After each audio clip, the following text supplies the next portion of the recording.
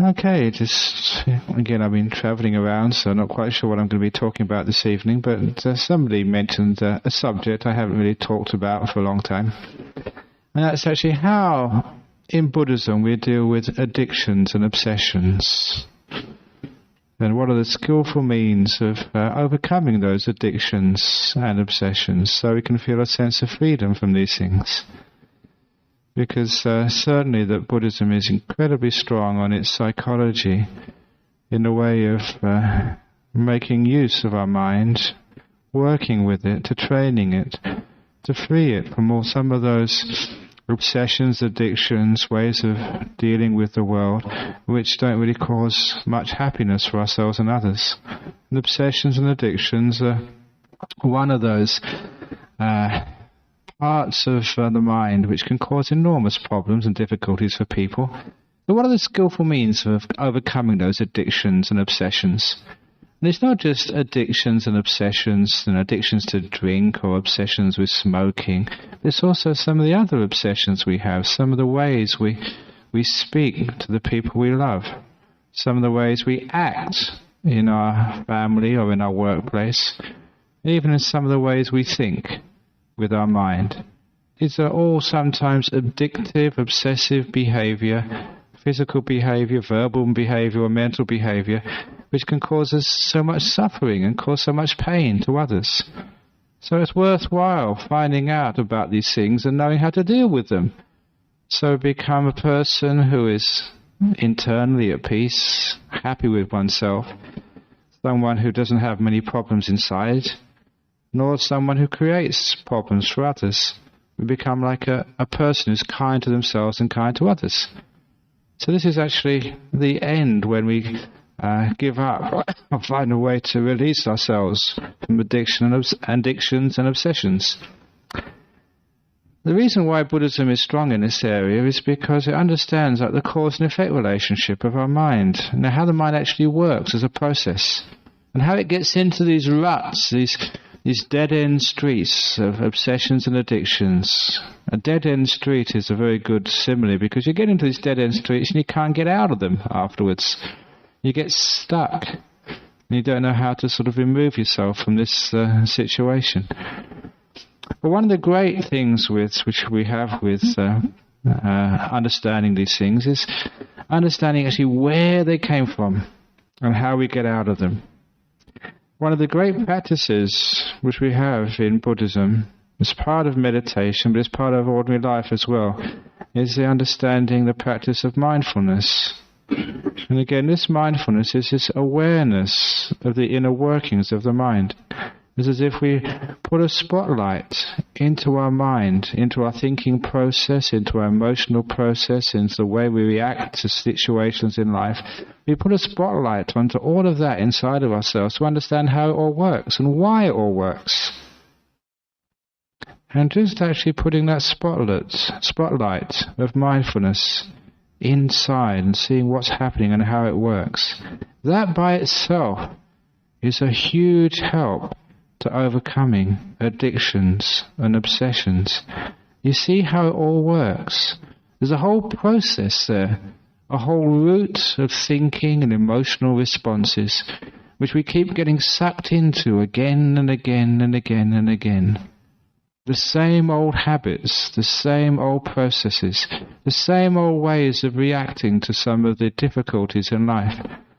Whether we react to those difficulties by taking a bottle and getting drunk, whether we respond to those problems in life with drugs, or with other obsessive behavior like our bad speech, or being hurtful and harmful to the people we love, or even being hurtful and harmful to ourselves. We see the whole process happening. Once you see this whole process happening, then it's not that hard to change the process. Our conditioned behavior of our mind, the way that thinking and emotions run, they run on well-worn courses. The same routes we've taken before, the same paths, the same condition and responses. We become brainwashed into following. We become creatures of habit, and that's what obsessions and addictions are. habits of mind, habits of speech, habits of actions, which we see are not going to be conducive to happiness. Once we see them as habits, we find the way to overcoming habits is always through this marvelous practice of mindfulness.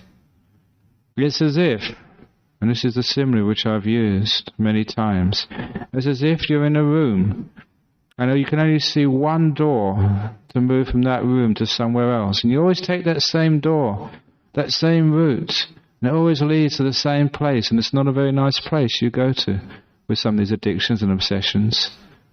With mindfulness, you see there's a second door, another alternative, even a third door, fourth door, many doors. Mindfulness gives you more choice, more opportunities, different ways of dealing with the same thing. Mindfulness expands your options, gives you different ways of dealing with the same problem. You can see that in just little practices which you can do in daily life. As I keep telling people when they come in here, good exercises in mindfulness are doing things in a different way every time. When you come into this hall, people who come into this hall regularly sit in a different place, not in the same chair every week. You become creatures of habit. Don't even come through the same door into this hall. There are 3 doors into this hall. Now please don't look at me as being a hypocrite, because I've got no choice. I have to sit in this chair, and I have to come through that door. Although this evening I was thinking of not coming in it because it was locked. Thinking of going back to Singapore. But I've got no choice. But sometimes I like doing things differently, coming through different doors, just for the heck of it. I did that, I think, a few weeks ago. I remember just instead of coming through this door, coming through that door over there, and people were really surprised. What's Ajahn Brahm doing coming from that door over there?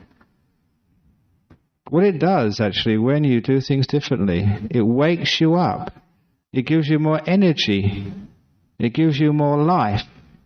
If you become a creature of habit, you die slowly. Your mindfulness goes.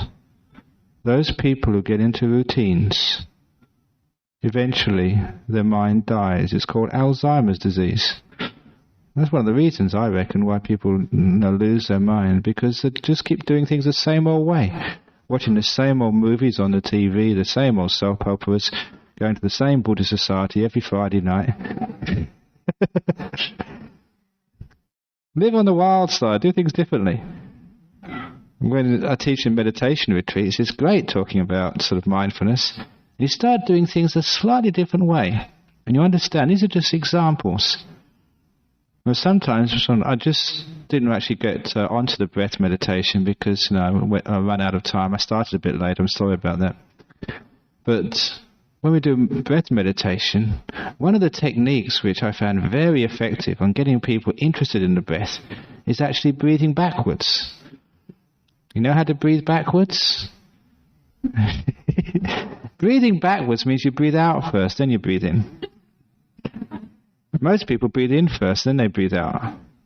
When you do breath meditation, breathe in, breathe out. When you say take 3 breaths, what breath do you start with? The in breath, don't you?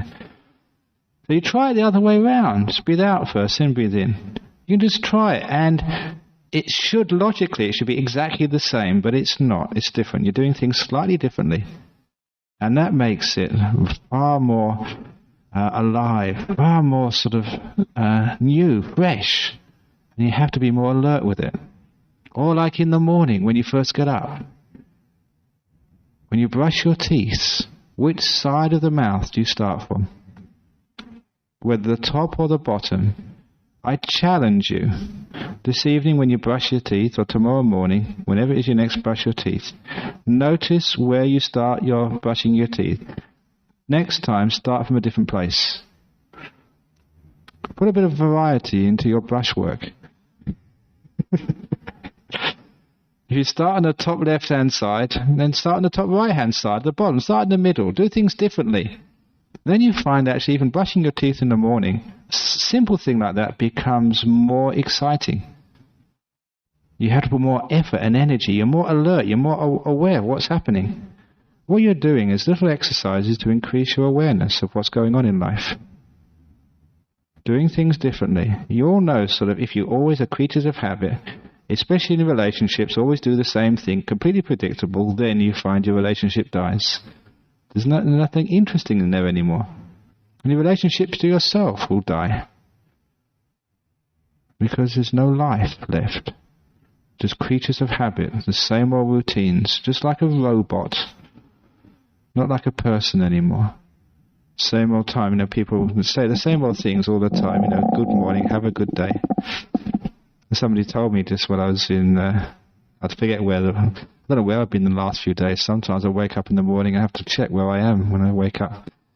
They were saying that, I think it was Peter Ustinov or something.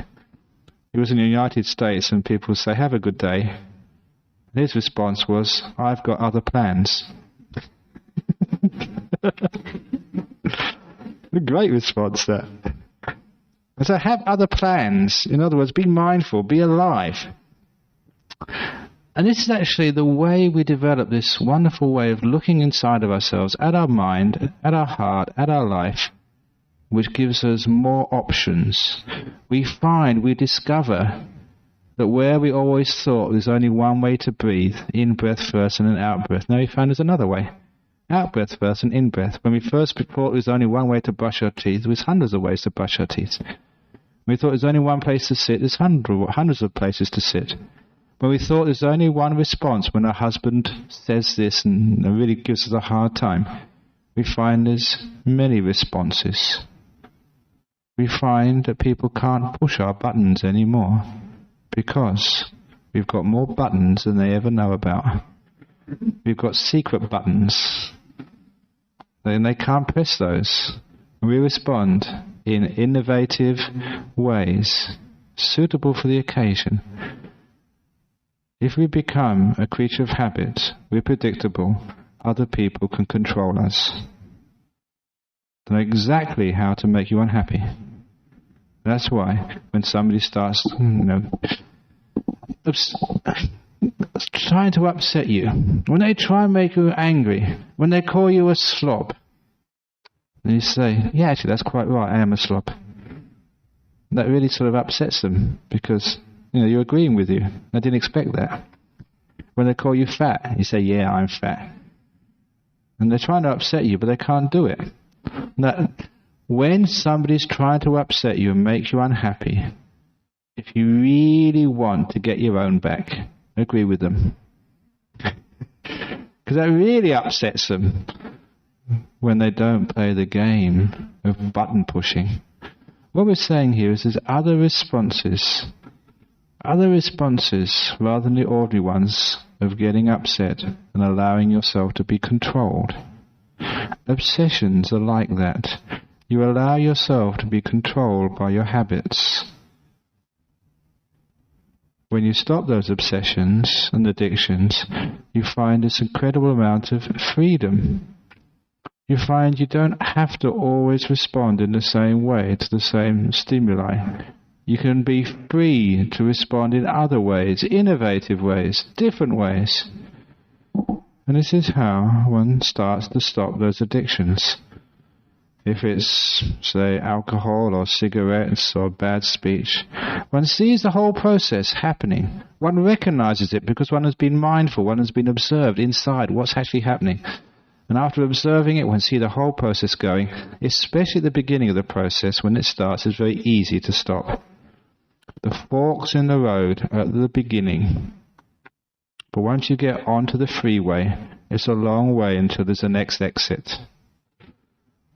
If you get into the freeway of anger, the freeway of addictions, once you're on there, you get in a stream of traffic and it may be many, many kilometers before you can get off that particular habit. But at the beginning, that's where you have the most power.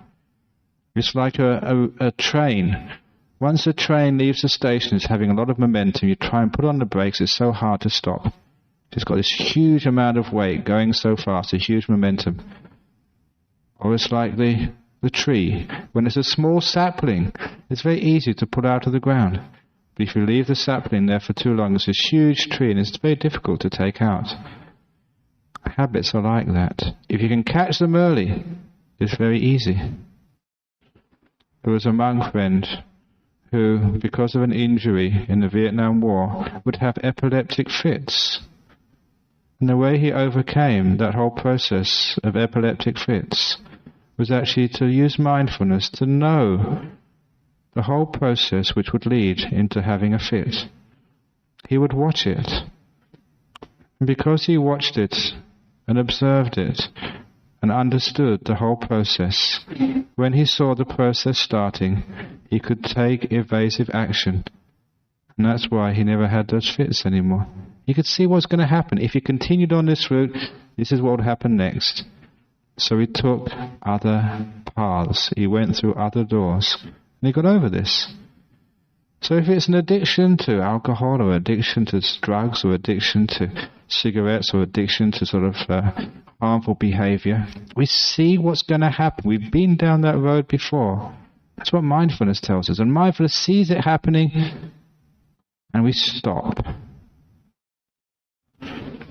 We also have to understand the danger it gives to us. That's not so hard to see, some of the addictive behaviors. We know it hurts, we know it harms, we know it creates problems in our life.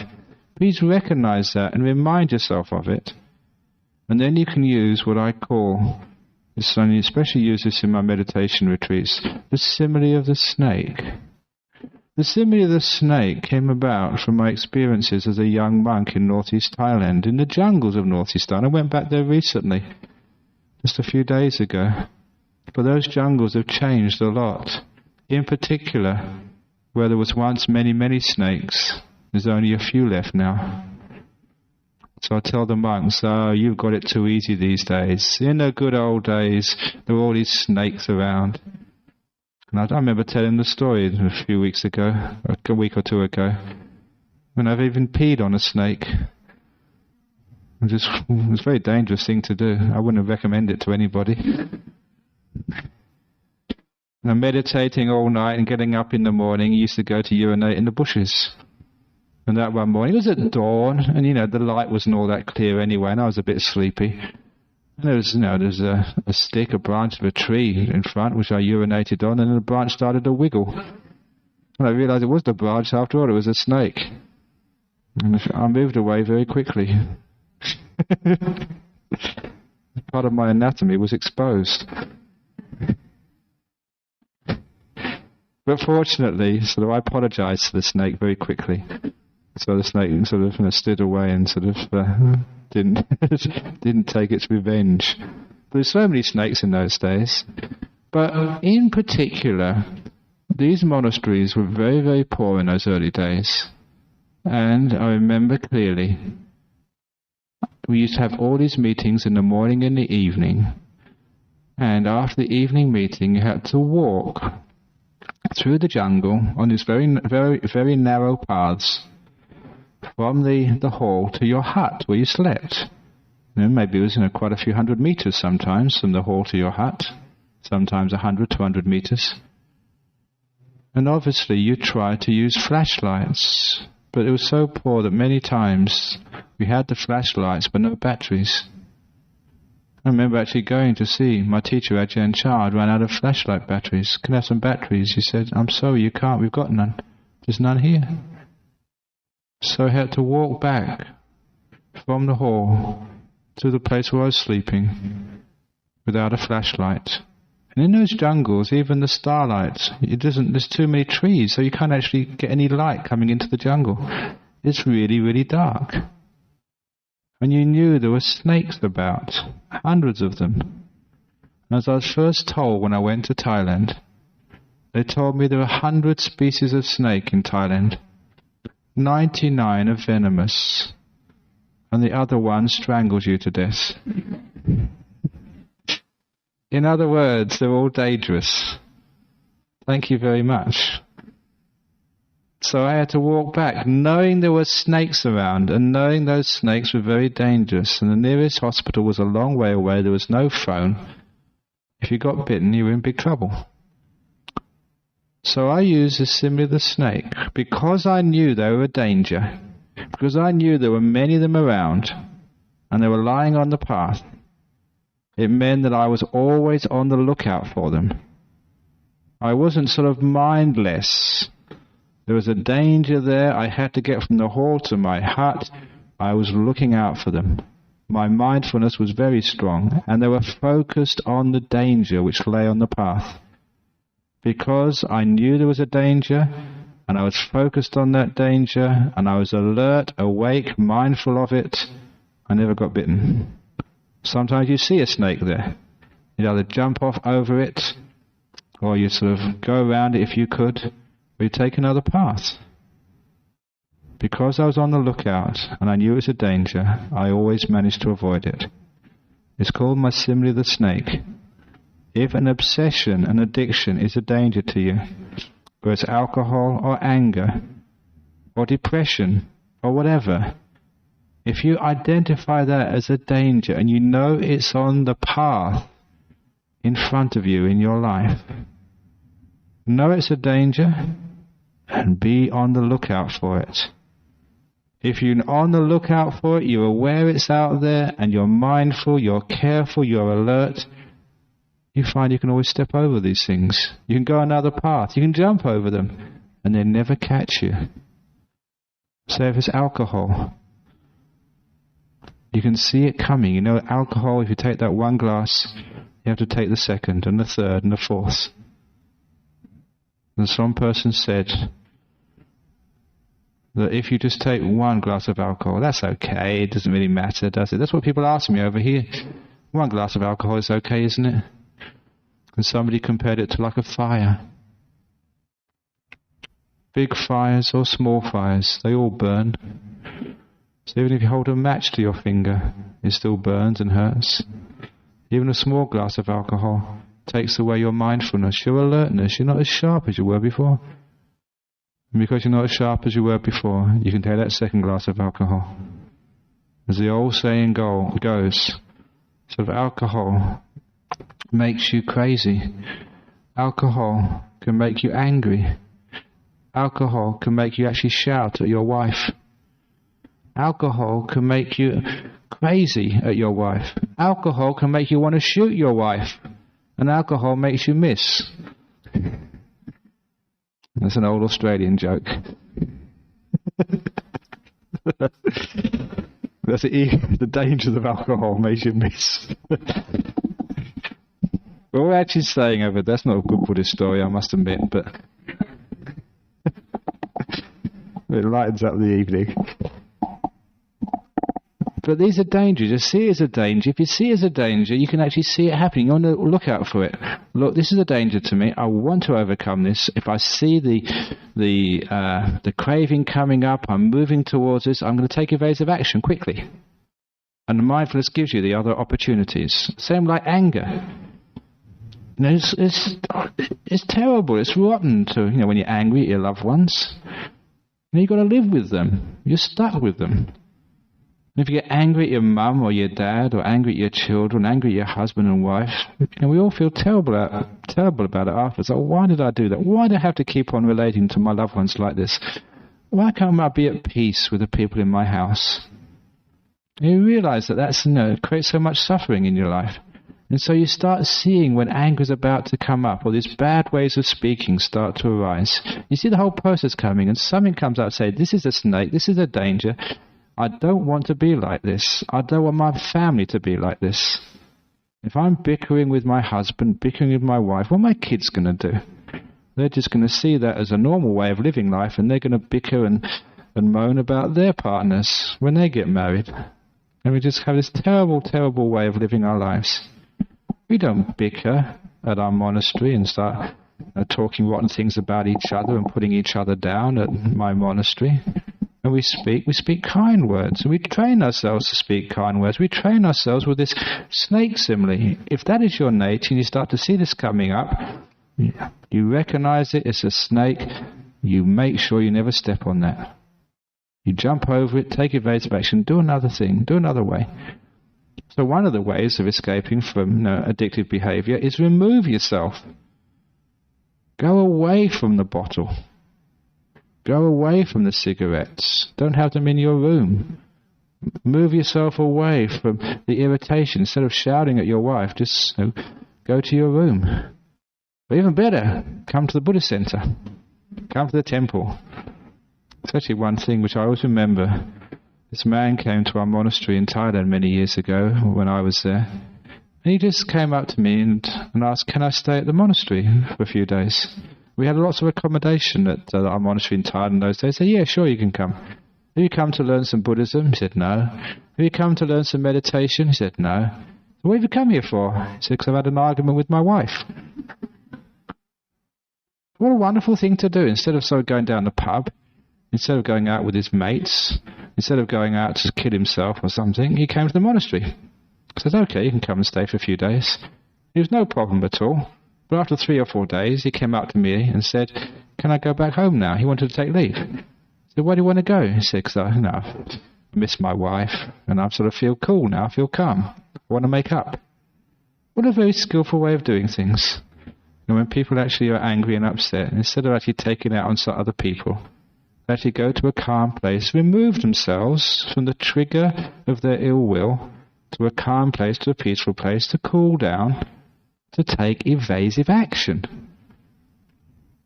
So if you've got friends who get you into bad trouble, if you are in with a bad lot, and this is not a bad lot here, when you come to the temple, don't think, if people say you come to a bad lot, this is a good lot in this temple. So you come to a good place, it gives you good energy, you feel good about yourselves, and you're removing yourself from the problem. That's one of the things to do, remove yourself from those things which trigger your addictions, your obsessions, and those bad ways of doing things. And then, once you've removed yourself, you find it's a great way of overcoming those things. Once you've removed yourself from the problem, then actually you can contemplate it much better. There's an old saying in Chinese culture, say, to love the tiger, but at a distance. To love the tiger, but at a distance. So it means, what that means is, you can't go loving a tiger by patting them on the head or tickling them under the chin. They're going to bite your hand off. What you can do is, when you're away from the danger, then you can contemplate it, then you can love it, you can change your attitude towards it. Sometimes it's very difficult. When there's somebody who's always, again, pushing our buttons, making us angry, making us upset, giving us a difficult time, it's so hard actually to understand what's going on when you're too close to it. Removing yourself from the problem gives you more options. You can see things in a different way. You can love the tiger at a distance. When they're close to them, all you have is fear. You have these obsessive reactions. In Buddhism, I usually use the simile of the hand to understand this.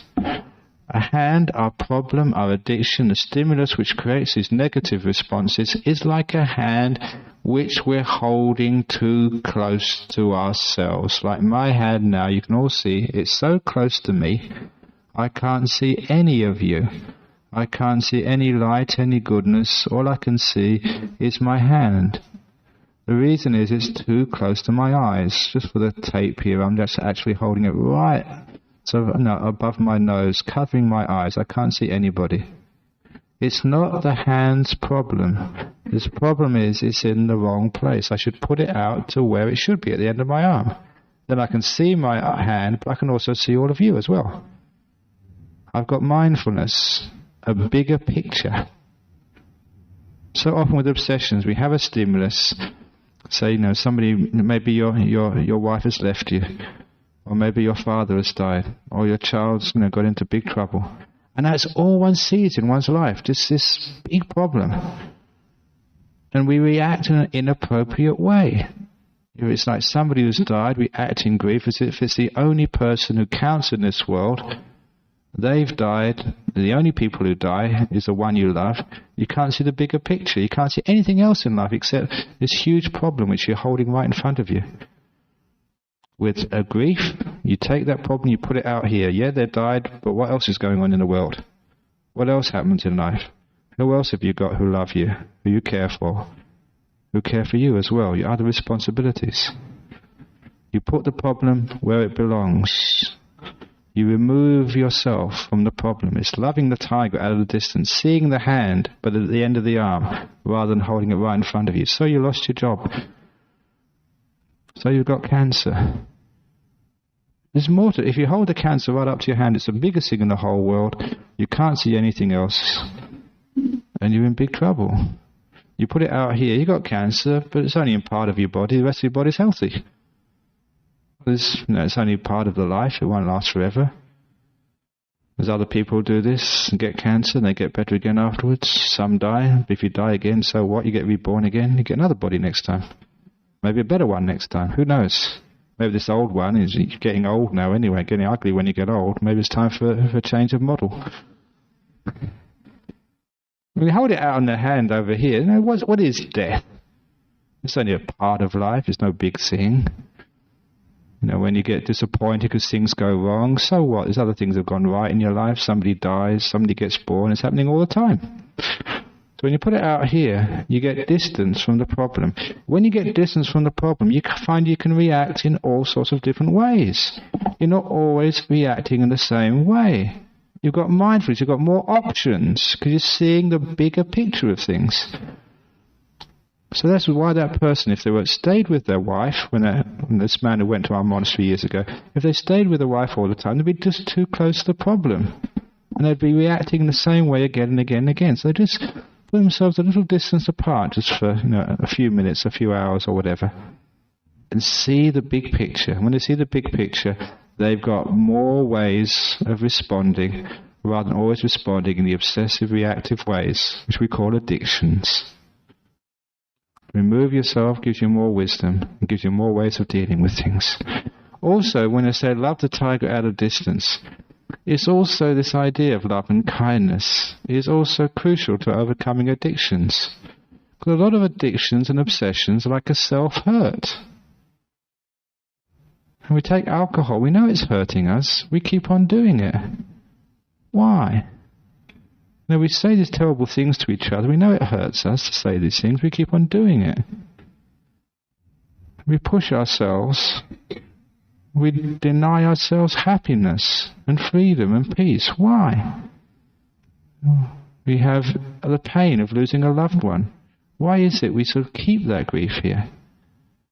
It's very clear to me as a Buddhist, as a meditator, to know that so many people are afraid of happiness. They just don't want to be happy. They don't want to be free of the problem. They don't want to be free of the addiction. You know why? It's because they don't love themselves. They don't really care enough about themselves. Something they did in the past, some guilt, some mistake, they keep right there in their hearts. I don't deserve to be happy for what I've done. Basically is the cause of those addictions. Most addictions, most harmful and hurtful behaviour start from this deep-seated guilt inside of themselves. The idea that I need to be punished, that I don't deserve happiness, I don't deserve to be free. Which is why loving kindness becomes the next method of overcoming addictions. To start with that, we have to not feel guilty, not feel upset, not to have this terrible feeling of having to punish oneself because of the addictions. I'm an alcoholic, therefore I'm bad, therefore I don't feel good about myself, therefore I have to take more alcohol. I don't feel happy myself because of something I've done. I feel upset, therefore I have to make other people unhappy through anger and ill will, which makes me feel even more unhappy. We keep these cycles of unhappiness. I am unhappy, therefore I feel guilty, therefore I want to punish myself, therefore I want to be more unhappy. These cycles of self-hurt. They keep on saying in the Western world that the lack of self-esteem, the lack of inner happiness is one of the biggest mental problems of human beings. I don't have a lack of self-esteem. I'm quite at peace with myself. I don't think of myself as a great person, as a medium person, as a small person. This is what in Buddhism we call conceit. There's 3 conceits in Buddhism.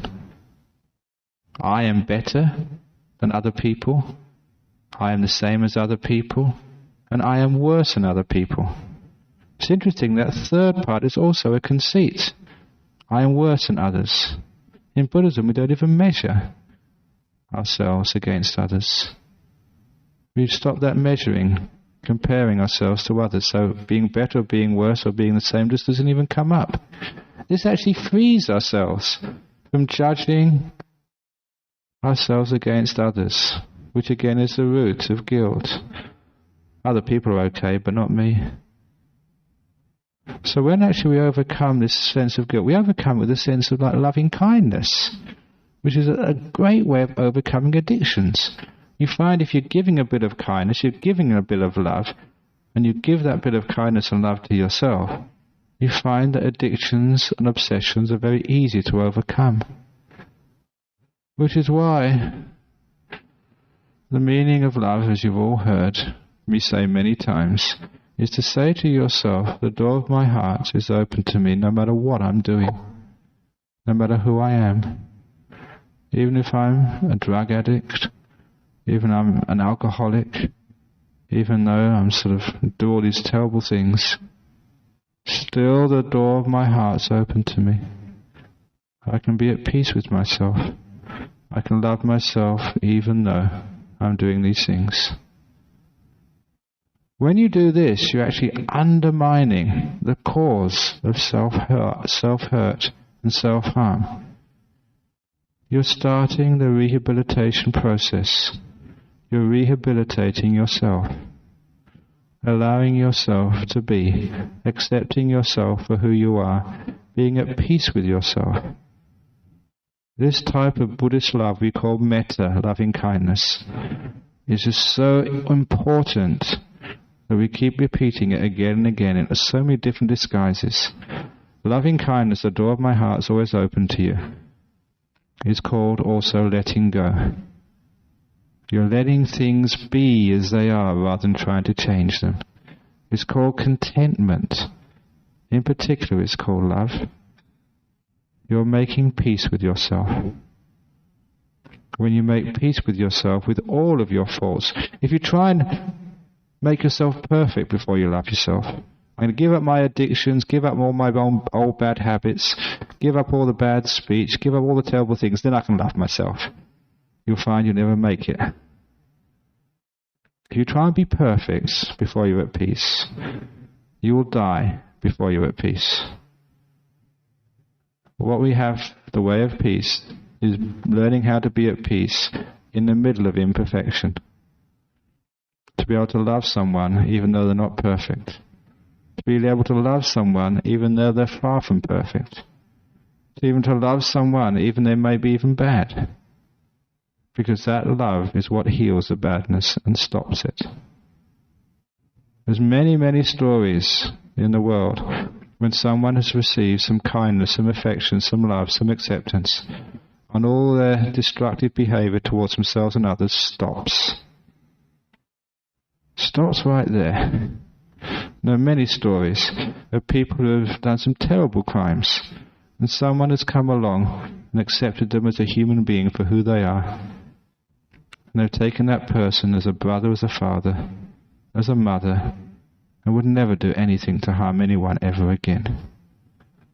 It's the power of kindness and love. And that power of kindness and love is actually how we overcome those addictions. Instead of hating ourselves for our addictions, for our obsessions, for our bad behavior, we get to this amazing leap of courage, this leap of faith, doing things in a completely different way, finding a door where there shouldn't be a door, and saying, in spite of all my alcoholism, in spite of all my addictions, in spite of all of this, the door of my heart is open to me.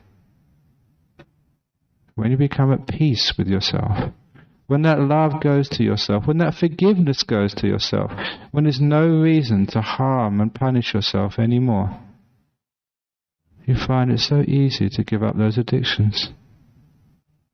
The reason for self-harm is taken away. The reason for punishment has been overcome. The path to freedom is open to you. Addictions and obsessions, hurtful behavior, is like being in a prison. You know you can open that door any time. No one else puts you in a prison, only yourself. No one else punishes you, only yourself. Because you know that you are the owner of your karma, as they say in Buddhism. You're punishing yourself. You're imprisoning yourself, no one else. It means you can also free yourself. Let yourself go. Let it be. Be at peace. To love the tiger, even though the tiger can be very wild. You can tame the tiger through kindness. That tiger inside of you, the heart, the hurt, the critical mind, the fault-finding mind, you can tame that. When it's tamed through loving kindness, the door of my heart's opened. You find that those addictions are so easy to let go of, because the root cause of them, the self-hurt and what it's to hurt other people, is gone. You can give up. You can give up the alcohol, give up the drugs, give up the hurtful behaviour. It's easy to do. People are only angry at others because they don't love themselves. They're not at peace with themselves. I've seen this so often in the great monks and nuns I've known. They just can't get angry at other people, no matter what other people do or say about them.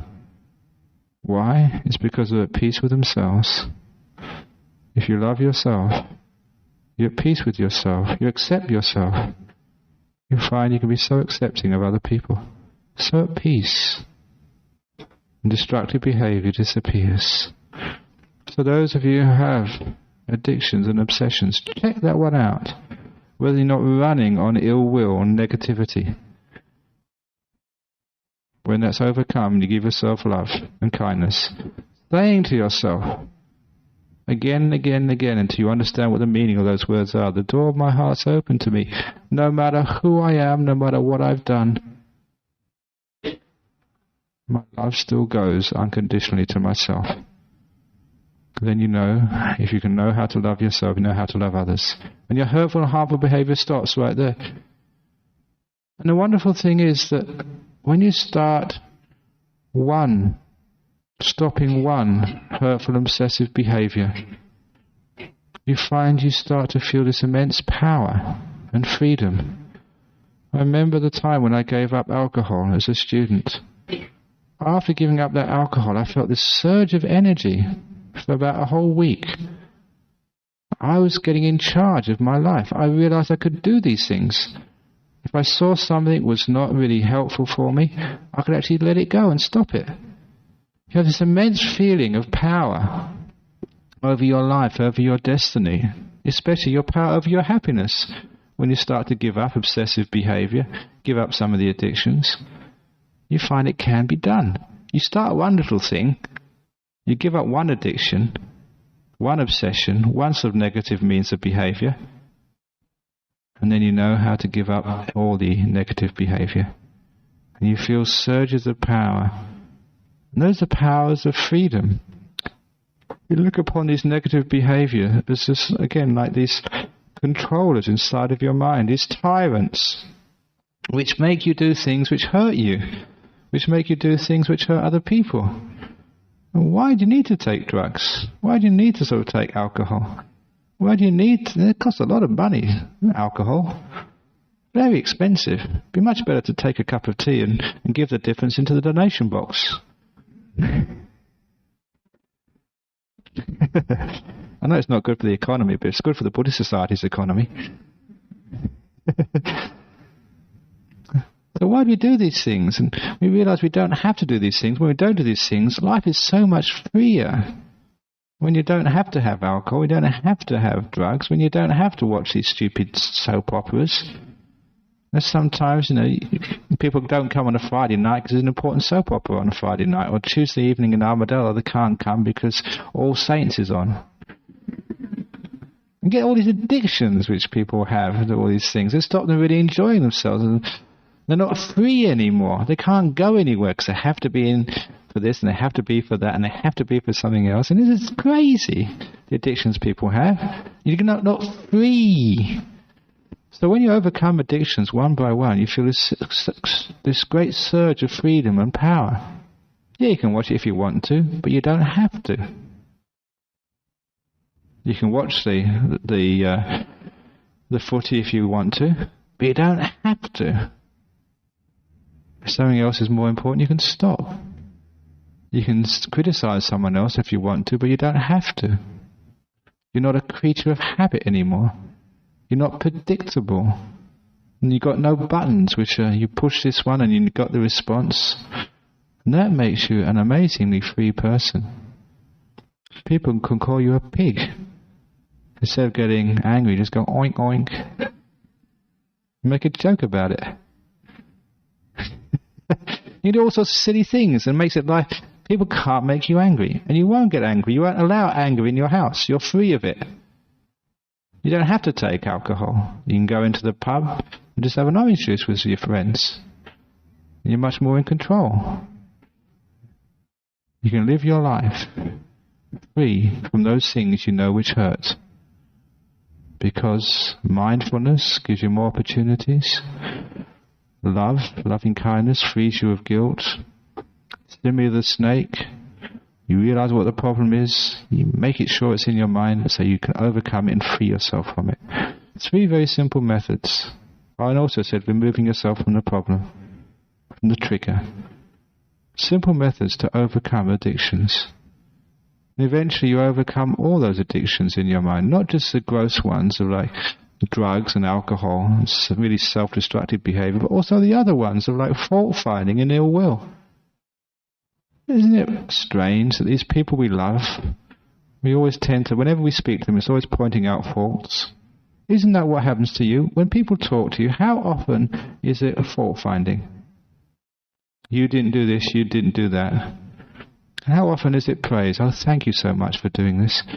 Thank you for being such a wonderful wife. Thank you for being such a great husband. Those of you who are married, last week, how many times has your husband actually praised you and said, what a wonderful wife you are? How many times has your wife said, no, I really appreciate you as a husband? And how many times have been fault-finding and critical? You understand what I mean? Those are negative behaviours which don't create any love and happiness in the world. So please change those addictions and obsessive behaviours. You feel more freedom and happiness. And change that towards yourself. So you praise yourself. You have gratitude to all the effort you've put into your lives. All the goodness which you've done. That makes you free. It makes you happy. It gives you energy.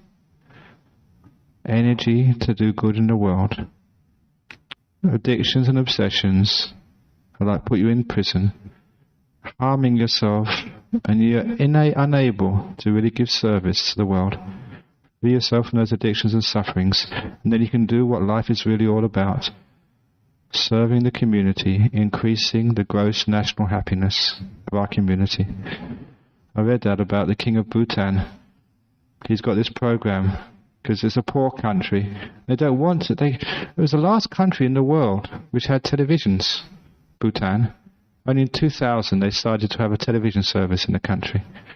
The Princess of Bhutan, she's a Buddhist and I've seen her a few times. She was telling me this. And the king, her sister, her brother, has got this new program now. Instead of the gross national product, which is what Western countries find is important, the Buddhist king of Bhutan has got this program, the gross national happiness. And he wants to increase the gross national happiness of his country.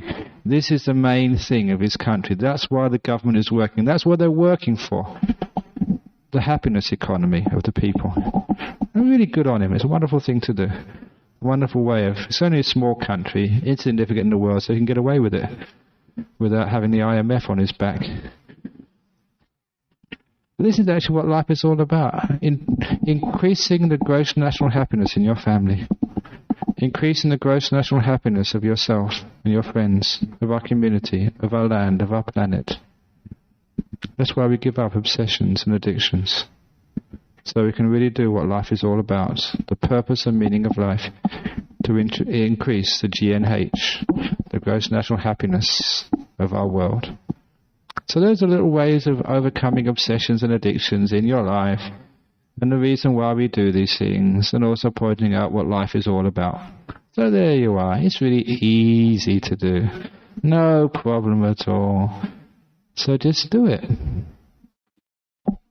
Okay, so on that note, just do it. I mentioned this talk this evening is sponsored once again by Nike. Just do it. Just do it. It's also that when you're free, it's just so wonderful. It's also sponsored by Toyota. Oh, what a feeling. What else have we got? There's only two I know, I think. So this is, okay, you can go Sadhu now. Yeah, okay, go on. That ends the talk.